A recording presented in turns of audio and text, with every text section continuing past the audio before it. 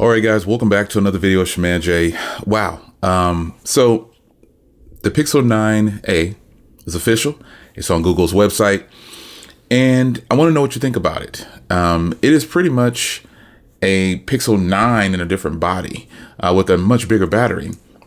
That's bigger. I think it's the biggest battery on any Pixel, 5,100 milliamps. I checked it out. I was like, whoa, I just can't believe it. I looked at these specs and I was like, wow, this thing is actually pretty nice. I don't like the thicker bezel on the front, but it is what it is. You got a 6.3-inch display, 1080p, but it is 60 to 120 hertz. So that's good enough. It's got the G4 inside, a 5,100 milliamp hour battery. That right there, I think is going to be good. Slower wireless charging, but still fast charging as well. 8 gigs of RAM starts at $499 for 8 gigs of RAM, 128 gigs, or a 256 gig version. So the 256 gig version will probably be $599. I think it really should be $550, but who am I? Again, Tensor G4 chip. A few things that are different on this phone other than the Pixel 9 lineup, and the body of it. Now that I see it and I see the colors or whatever, it's actually a pretty solid phone. But I think we clowned this phone, and it just goes to show, like, even Google came with a nice camera setup on the back. The camera specs on this thing are very nice. A 48 megapixel quad dual pixel autofocus camera, man. F1.7 aperture, so it's not going to be a slouch. And it's going to have a 13 megapixel ultra wide at f2.2. So this is going to be really good. Even the front camera has the same camera. It has a 13 megapixel at f2.2, and it is an ultra wide field of view at 96 degrees. So I think this is going to be interesting. This phone has all the characteristics of a current day Pixel, with super res zoom 8 times, the Add Me, the micro focus, astrophotography, portrait mode, face blur, real tone, long exposure. It has everything. Magic eraser. Everything. It has everything on the phone. And so now what do you think about the Pixel 9a? The only thing I really can't get past is the way it looks.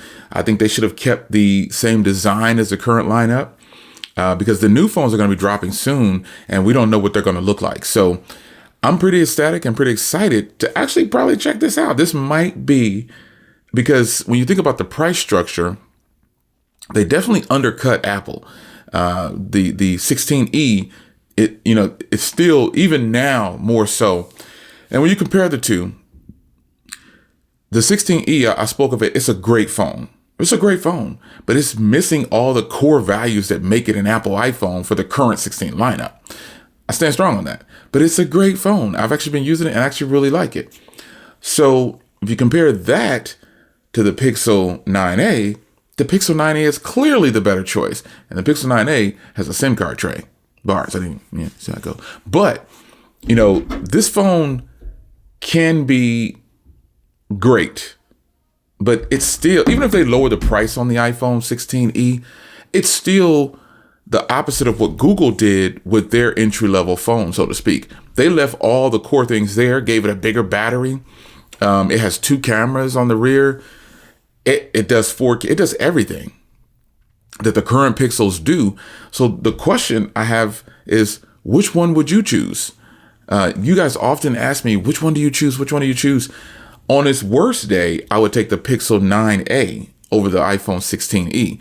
Now, again, that doesn't mean that the iPhone 16e is a horrible phone. I've given you follow-ups on it. I think it's a phenomenal phone, but it's missing what makes it an iPhone. Yeah. It's missing what makes it an iPhone. Google, in turn, when they brought out the Pixel 9a, again, they switched the body up for some reason, giving it this weird look on the rear. No camera bump, but fat battery inside and all the core things that make it a Google Pixel. So how can one argue with that? I wanted to get your thoughts on the Pixel 9a. If you haven't seen it, just go to store.google.com and you'll see that it's there and it's fully exposed, all the colors. It has some different colors here. It's got iris, which is kind of like a purple color. Peony is like a pink, and it's got porcelain obsidian. So they brought 2 new colors out.